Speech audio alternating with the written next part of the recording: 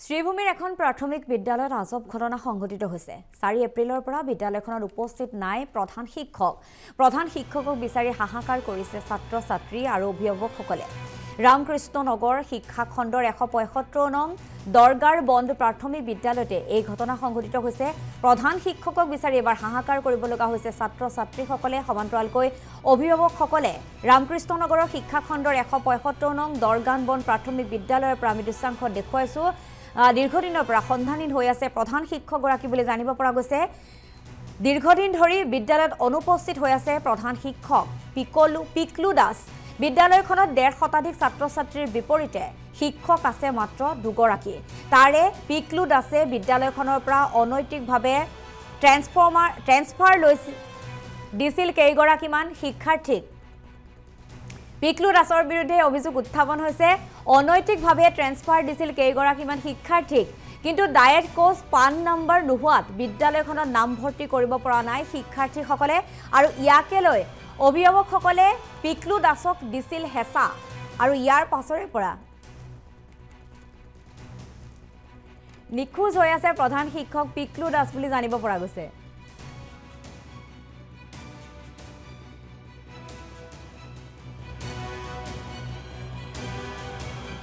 LP স্কুলের সভাপতি আমি।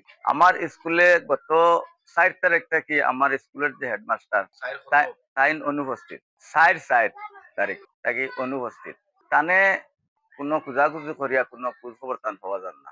আমি বহুত ফোন করছি, অন্তত 115 সময় তো নাই। ফোন ঢুকে কিন্তু তাই রিসিভ করেন না ফোনটা। এখন পর্যন্ত তানে আমরা পাইছি না। এবং আমার স্কুলের যে পড়া যেটা, এই পড়াটা যে 2 জন টিচার বর্তমানে আছে, এই 2 জন টিচারে মনে করো পড়ানিটা সম্ভব না। আমার স্কুলের যে হেডমাস্টার পিকলু দাস অন্য প্রাইভেট স্কুলের কিছু সংখ্যক ছাত্ররে।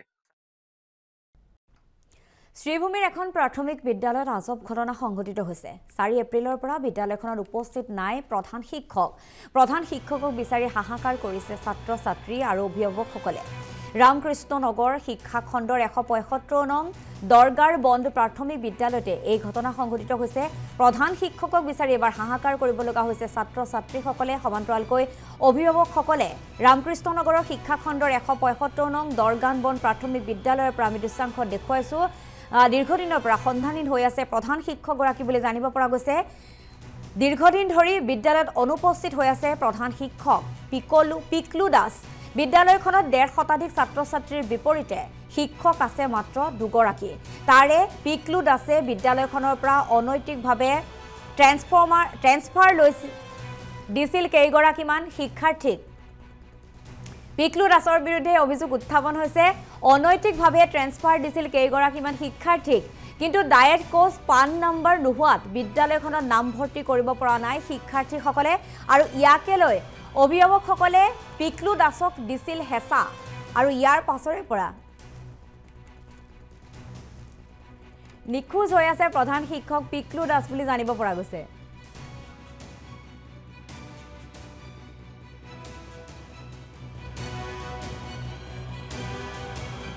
এলপি স্কুলের সভাপতি আমি।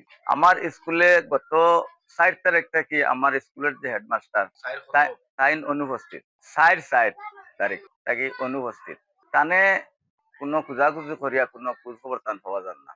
আমি বহুত ফোন করছি, অন্তত 115 সময় তো নাই। ফোন ঢুকে কিন্তু তাই রিসিভ করেন না ফোনটা। এখন পর্যন্ত তানে আমরা পাইছি না। এবং আমার স্কুলের যে পড়া যেটা, এই পড়াটা যে 2 জন টিচার বর্তমানে আছে, এই 2 জন টিচারে মনে করো পড়ানিটা সম্ভব না। আমার স্কুলের যে হেডমাস্টার পিকলু দাস অন্য প্রাইভেট স্কুলের কিছু সংখ্যক ছাত্ররে।